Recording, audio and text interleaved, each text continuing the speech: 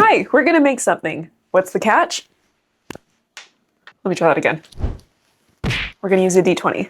I've had this idea for a while now where I want to assign numbers to fabrics that I have not used yet, but want to, so numbers from 1 to 20, so I can then roll this die and then decide our fate of what we're going to work with. We're keeping it simple this time. I only rolled the die twice. Now the rules are pretty simple. I have to use the 2 fabrics in some way, and it doesn't have to be a big amount, it doesn't have to be the entire amount, the project doesn't have to be big or small, it just has to be something that I come up with, so you are stuck with me and my madness.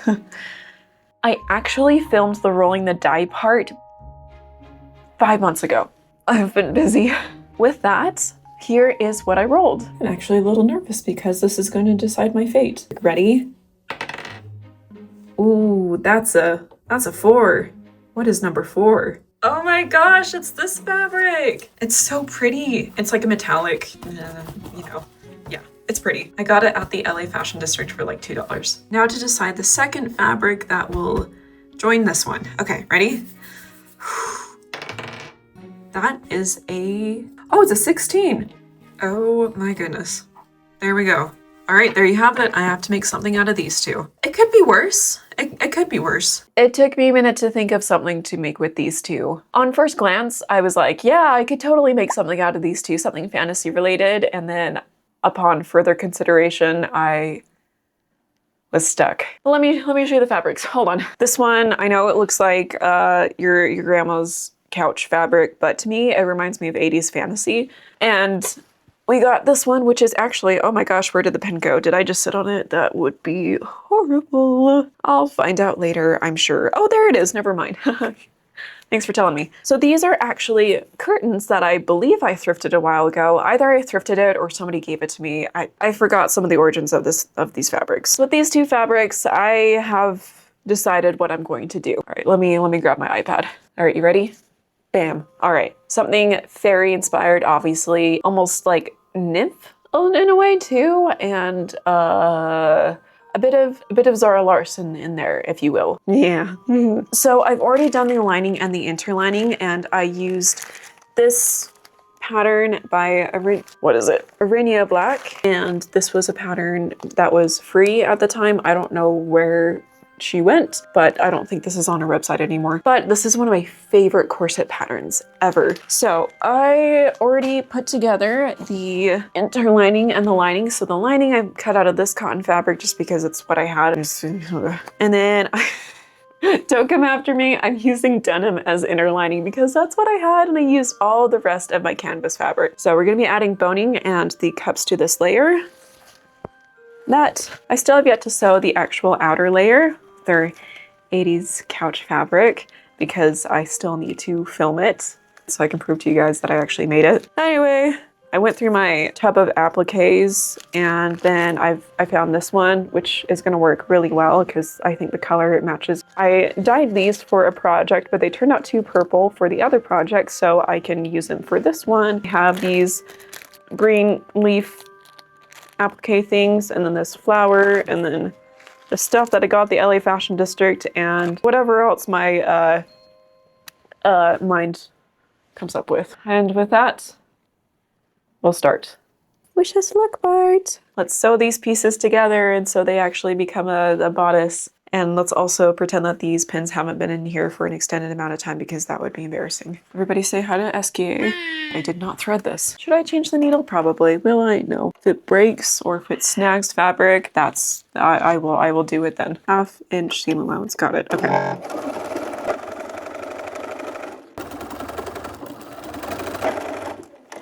Oh. That has been all sewn together and the seams are pressed open. And now we have our quality inspector here to approve or disapprove of the quality of my work. Our inspector just woke up from a nap. All right, ready? Yay? Nay? Okay, he's been through. I think that was a hesitant pass. Now I'm gonna add boning and cups to the interlining. There is cat hair everywhere. I wonder whose fault that is. Creating the boning channels.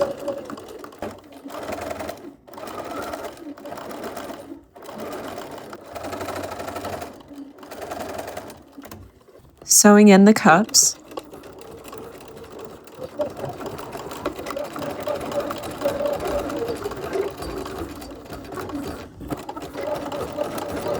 adding in the boning. Okay, that's all done. It's pretty hefty too. It's got a lot of structure in it. Oh, yeah, there we go. Can you see it? Can you see it if I... Now grabbing the main fabric, the lining, and the inner lining, I'm gonna sandwich it all together. The lining layer first, the interlining layer next, and then the main fabric on top. Bar time! Bar time! Now turning right side out. Okay, I'm gonna finish up those raw edges and then add boning to the ends and then grommets, and then the base will be done. But before we continue, I'd love to take a moment to tell you about this video sponsor, Plantifique. Plantifique is a skincare brand that is vegan, cruelty-free, and focuses on the power of superfoods and barrier-smart formulas to keep the skin balanced and healthy and to bring out your natural glow. Pretty cool. They sent 2 products to me that we are going to try out. First one is this glycolic acid with centella. Just gonna get my hair out of the way. Bet you haven't seen a headband that stares back at you. Grabbing one of those pads. It smells good. These are peeling pads, so they are exfoliating and they are soothing. Oh, I really like that smell. Okay, I like what it did. Am I glowing yet? Next, we have the Serenity Massage Ritual Set, which has 2 items, the jojoba and hyaluronic acid massage serum, and the jade gua sha. From what I've researched, gua sha is rooted in traditional Chinese medicine and has been around for quite a while. So I've got my facial jade gua sha right here.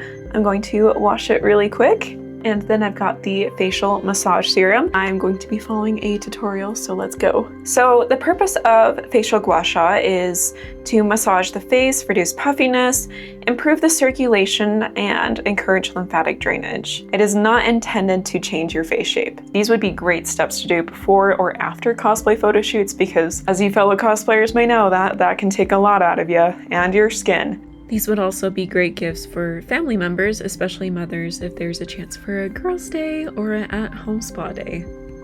Okay. Thank you for watching and for your support. So let's continue on with the video. Now, for grommet time. You can't even see it. You're in charge of that.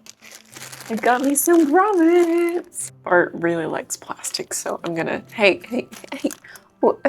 Hey, hey, sassy pants, what are you doing? I feel like I need to add a child lock to this now. Okay, so we've got Bart over there protecting his plastic. Now we're going to add in the grommets. Sorry, buddy, I'm just going to, I feel like I'm stealing gold from a dragon. I think gold is probably going to work best. Whew, all right, take a deep breath. No going back. Da, da, da, da, da. You go in there.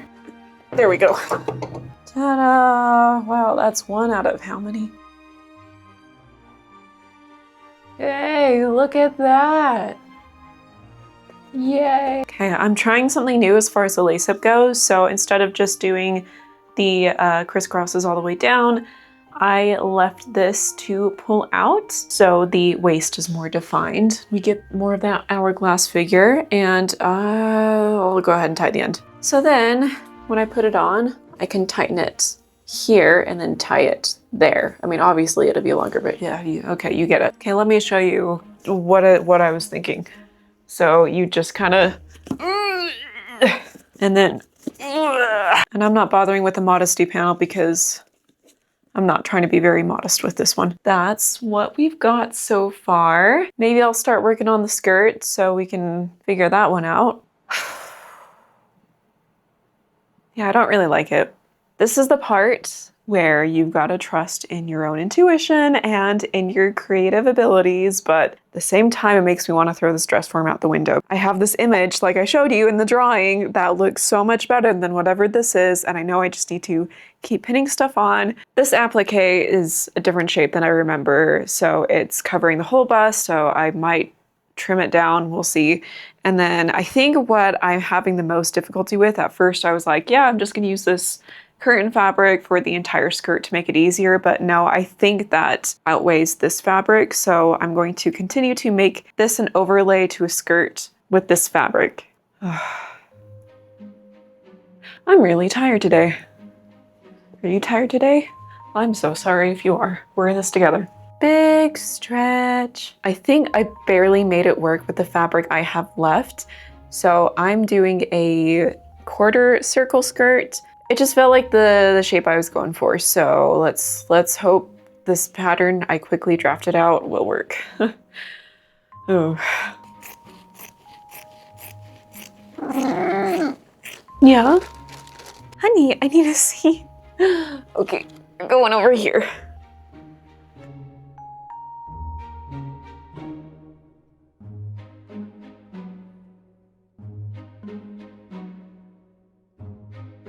Please fit, please fit, please fit, please fit, please fit, please fit. It's always scary making a new pattern.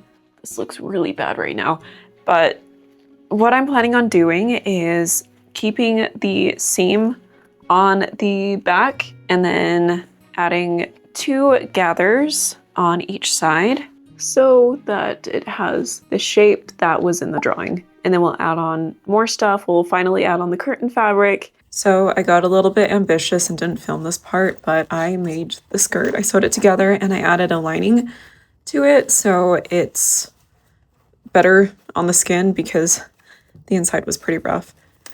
And now I'm adding, so this is what it looks like after.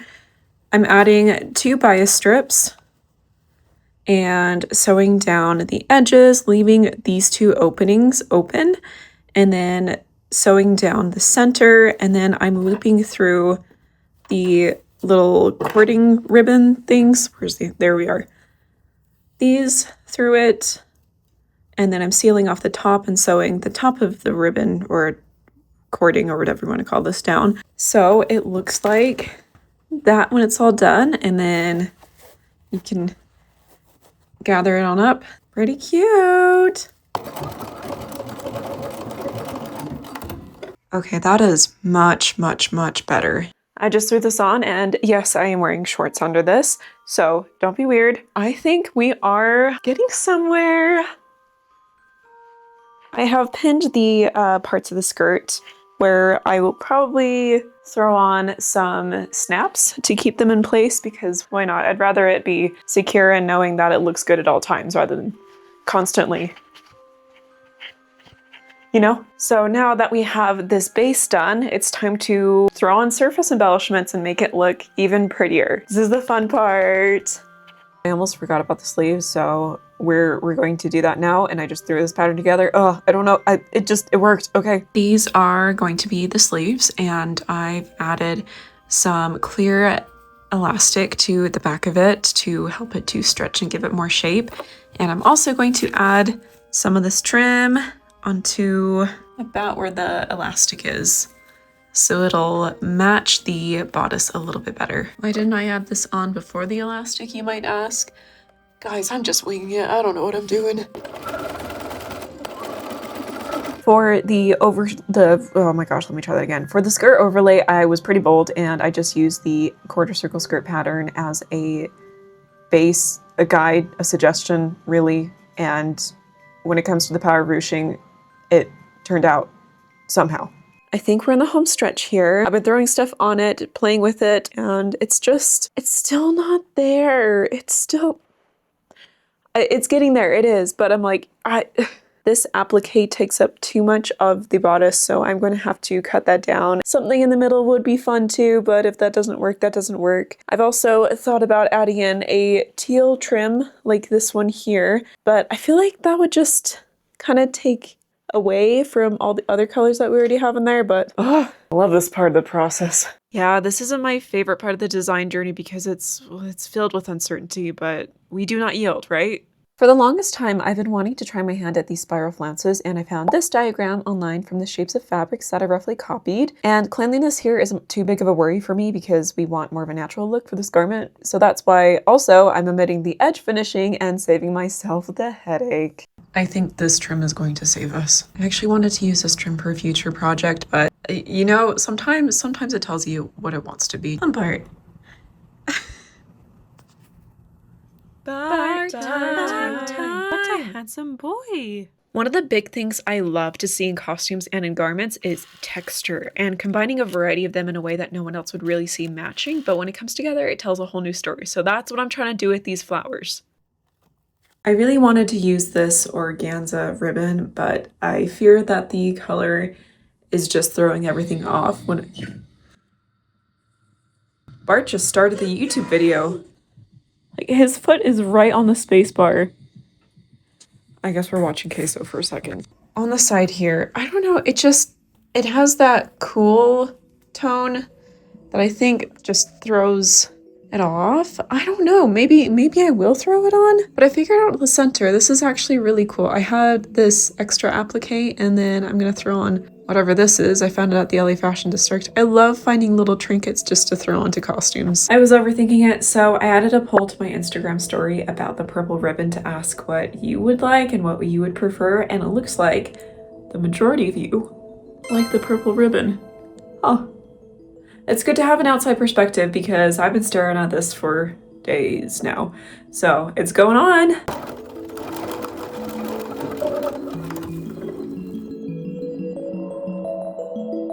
These two pieces are actually from a belt that I cut up and I finally found a use for them. I think they're real peacock feathers. I thrifted it, so I am not sure. I tried on the skirt with the shorts that I'm going to be wearing and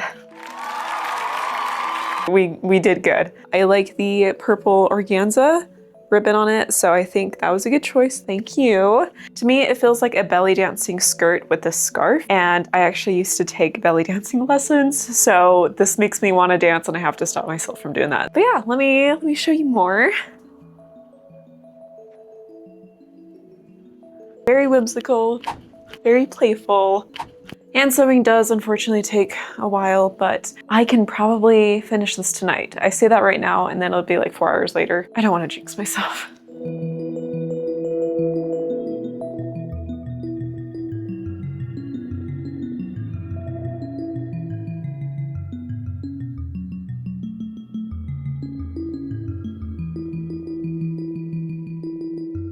Something I forgot to mention about the skirt is I found these two necklaces with these flowers from the LA Fashion District as well. And I'm just gonna, yeah, throw them on, probably tie them on or something. I want to make them just slightly different lengths so that they cascade like that. Bar time. What is so handsome. He's so very so fluffy. She is pretty much done. I just need to tack down a couple things like the necklaces that we're using as surface embellishments on the front. After that, we're done and I can try it on tomorrow. Isn't that exciting? I don't want to have to style my hair, so I'm gonna wear a wig. Okay, are you ready for this?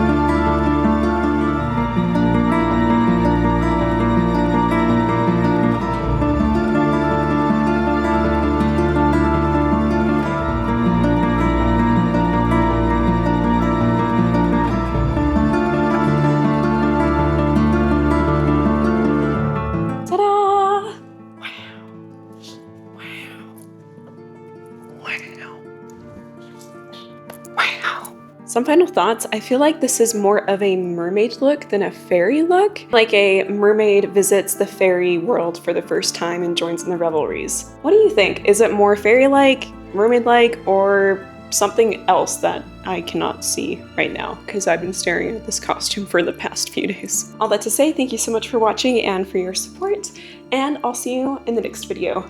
Bye!